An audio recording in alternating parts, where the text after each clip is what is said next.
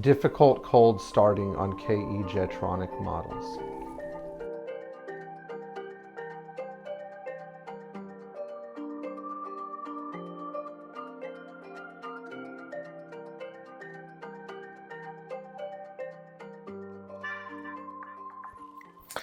Oftentimes when there is difficult cold starting on one of these cars, we blame the normal culprits: the cold start injector, the fuel pump relay, which controls the cold starting circuit, and the KE-Jetronic control unit or overvoltage protection relay. Now, these items are not very they're not very problematic, especially the cold start injector itself. And today we're going to talk about cold start problems on these cars, how to troubleshoot them, and of course what the resolution is. So without much delay, here we go.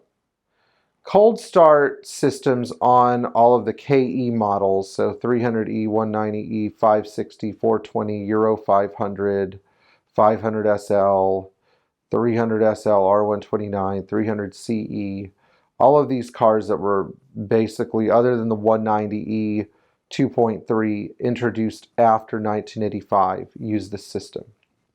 And for the most part, between 1984 on the 190E all the way up to 1989 on 6-cylinder models and 1991 on V8 models, on M117 and M116 models, the cold start functions are controlled through the fuel pump relay. That means that the fuel pump relay is what fires off the cold start injector.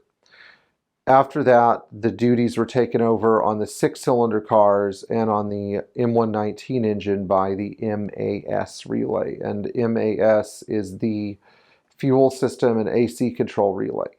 It also has functions for heating up the oxygen sensor as well.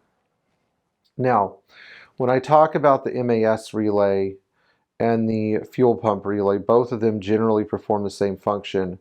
When the engine is cold, when that 2 or 4 pin temp sensor says, I am cold, below 30 Celsius to the engine, and you're cranking the motor, voltage is applied from terminal 50 of the starter, which is the crank terminal, all the way to the fuel pump relay or MAS relay, and it fires off the cold start injector. So it is only active when you are cranking on the starter. After that, it shuts down.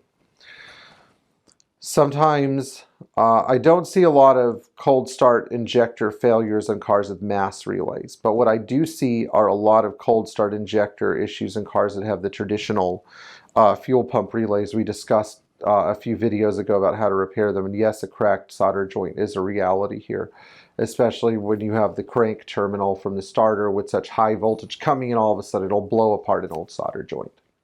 But there's another cold starting scenario on these cars that I really want to talk about. And if you haven't gotten bored and fallen asleep in the first minute of this video, and by the way, if you do, you may have ADHD, I think that it would be good for you to hear about this. It is a failure of the electrohydraulic actuator. When the electrohydraulic actuator starts to go bad, the solenoid in it closes, it shuts all the way, and so no fuel can pass through. What you end up with is overpressurization of the lines going to the injectors, and it stops the airflow plate dead in its tracks. The plate can't really go down enough. Now, to test for this problem, what you usually get is cranks but doesn't start. Maybe it'll fire a little bit. Maybe it'll be really hard to start, but typically it is cranks, but does not start. What do?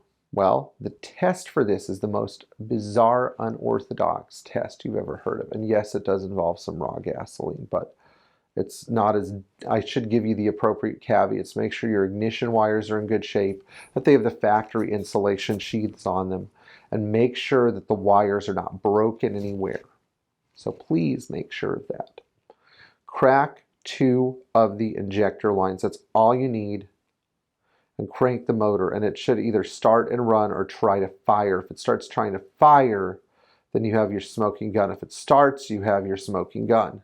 one of the two, but what you're doing is using those 2 injector lines to dump pressure on the other 4 lines, or the other 6 lines if you have a V8 car.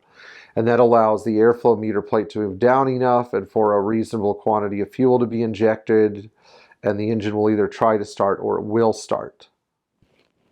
What does this mean? It means that your EHA is junk. I don't know why people have such a problem paying for EHAs. They're such a small problem. But there was a guy, he was a customer, his name was Chris Messier. And Chris, if you're watching, you owe me some money. You know, you do. You owe me some money because you're a dirty guy. You know, you're a really dirty guy. If anybody who's watching down in Naples knows the Messier family pharmacy, this is his uncle. But as far as I'm concerned, the whole family is, you know, worthless. They have no morals. Really pisses me off, by the way, when, you know, I send somebody a part and I don't get payment. You know, it means I can't trust anyone. So what ends up happening is with EHAs is they also leak out of the case too. And sometimes you'll see the case on the EHA leaking because of overpressurization. That's something that you may want to be aware of as well. EHA valves typically don't fail this way, but a lot of the time people will mistake this sort of issue for an ignition problem. So don't let that be you. So if you enjoyed this video and found it helpful, please like, share, and subscribe. Tap the bell for notifications, and I will talk to you later. And if you're a Patreon supporter, we really appreciate you. And if you leave your comments below about your EHA experience, hopefully some of our other viewers can learn about them, because it's good to document as many of these failures as we can. And by the way, Mercedes has recently discontinued the small overvoltage protection relay. If you have a bad one, the little one, the 4 or 5 pin one that was used 89 and earlier, keep it. I advise sending it to cruisecontrolrepair.com for repairs instead of throwing it away. Thanks.